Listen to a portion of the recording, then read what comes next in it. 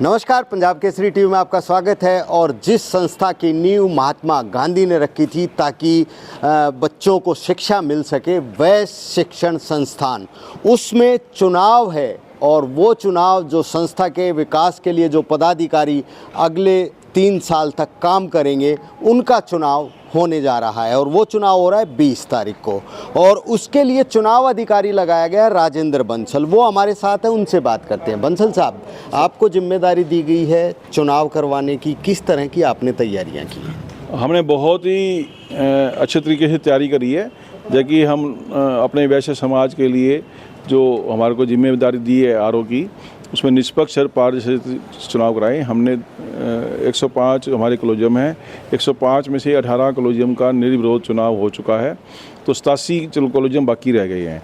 आगामी आने वाले 20 तारीख को रविवार को हमने ऐसी व्यवस्था की है, हमारा जो आपके सामने दिखाई दे रहा होगा वैश्य हाई स्कूल, जिसकी की नींव खुद महात्मा गांधी जी ने रखी थी, और वैश्य पब्लिक स्कूल, दोनों आपके अमूसी कंपाउंड में खड़े हैं। पीछे मेरा आरओ कार्यालय है। इन्हीं दोनों स्कूलों के अंदर हमने 87 बूथ बनाए हैं।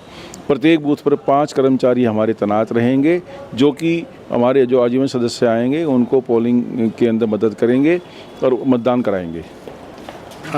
लेकिन जहाँ तक बात है और व्यवस्थाओं की, कहाँ पर बूथ होंगे, किस तरीके से लोग आकर मतदान कर सकते हैं? क्योंकि वैश्य शिक्षण संस्थान के मतदाता पूरे भारत में फैले हुए हैं, तो उनके लिए जानकारी उनके लिए हमने ऐसी व्यवस्था करी है कि मैं आपको बता दूं, हमारे जो कॉलेजियम है 1 से 50 नंबर तक के जो कॉलेजियम है वो बाहरी क्षेत्रों के हैं, जैसे दिल्ली के हैं, झज्जर के, सोनीपत के, भिवानी के, दादरी के, महम के, हाँसी के, हिसार के 1 से 50 नंबर तक कॉलेजियम है, ताकि उनको किसी प्रकार की असुविधा ना हो।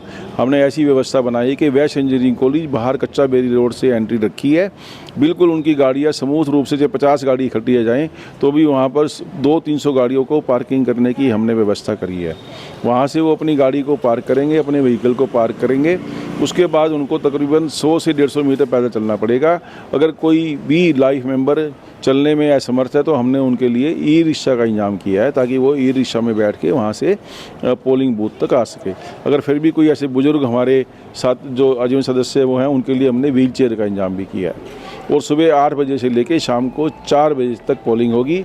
और 4 बजे मान लो किसी बूथ पे 10 मेंबर 20 मेंबर अगर आ जाते हैं, जब तक उनकी पोलिंग पूरी नहीं होगी उनको पोलिंग करने का पूरा अधिकार मिलेगा। चुनाव परिणाम उसी दिन चुनाव परिणाम तुरंत मतदान 4 बजे के बाद, जैसे ही मतदान पूरा हो जाएगा उसके बाद उसी जगह पर, उसी बूथ पर, वहीं पर गणना करी जाएगी।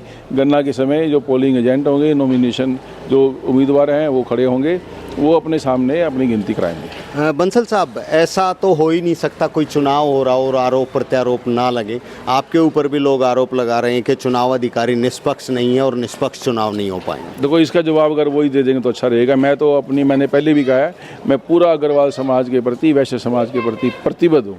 आई एश्योर कि चुनाव बिल्कुल निष्पक्ष और चुनावी जो भी है पारदर्शी से कराए जाएंगे। इसीलिए मैं किसी भी ग्रुप से बंधा हुआ नहीं हूँ। क्यों आरोप शायद इसीलिए लग रहे हैं क्योंकि आप पहले पदाधिकारी रहे हैं यहाँ पे, और जो दूसरा ग्रुप रहा होगा जो आपके खिलाफ रहा होगा, तो वही लोग आरोप प्रत्यारोप। मैं इसके बारे में कुछ नहीं कह सकता। जो भी लगा रहे हैं उनको जवाब 20 तारीख को मिल जाएगा, जब हम निष्पक्ष चुनाव कराएंगे। सुरक्षा व्यवस्था के लिहाज से भी आपने कुछ प्रशासन से मांगी है मदद? सुरक्षा व्यवस्था के लिए हमने रोहतक जो पुलिस प्रशासन है, आदरणीय एसएसपी साहब है, उनको लेटर लिख के दिया है, अपनी डिमांड रखी है कि हमें कम से कम 50 से 100 पुलिस कर्मचारी यहाँ पर मुहैया कराए जाए, और एक डीएसपी लेवल का अफसर भी दिया जाए, ताकि वो पूरी कानून व्यवस्था का ध्यान रख सके। और हमने 50 कर्मचारी, सुरक्षा कर्मचारी अपने भी प्राइवेट रूप से भी लिए हैं, ताकि जो पार्किंग वार्किंग का और का जो भी व्यवस्था होगी उसका हम ध्यान रखेंगे। कुल कितने मतदाता हैं जो इस 105 कॉलेजियम का मेंबर को? मैंने पहले बताया 105 में से 18 कॉलेजियम का चुनाव निर्विरोध हो चुका है।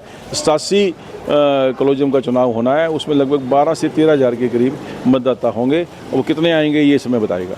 तो वैश्य शिक्षण संस्थान के चुनाव अधिकारी राजेंद्र बंसल, और उनको जिम्मेदारी दी गई है वैश्य शिक्षण संस्थान के चुनाव कराने की। हालांकि उन पर आरोप लग रहे हैं, लेकिन उनका यही कहना है कि जब 20 तारीख को नतीजे आ जाएंगे तो आरोप लगाने वालों को अपने आप जवाब मिल जाएगा कि किस तरीके से निष्पक्ष चुनाव कराए गए हैं। रोहतक से मैं दीपक भारद्वाज, पंजाब केसरी टीवी। हमसे जुड़े रहने के लिए हमारे YouTube चैनल को सब्सक्राइब करें और नई वीडियो की नोटिफिकेशन के लिए बेल आइकॉन को दबाएं।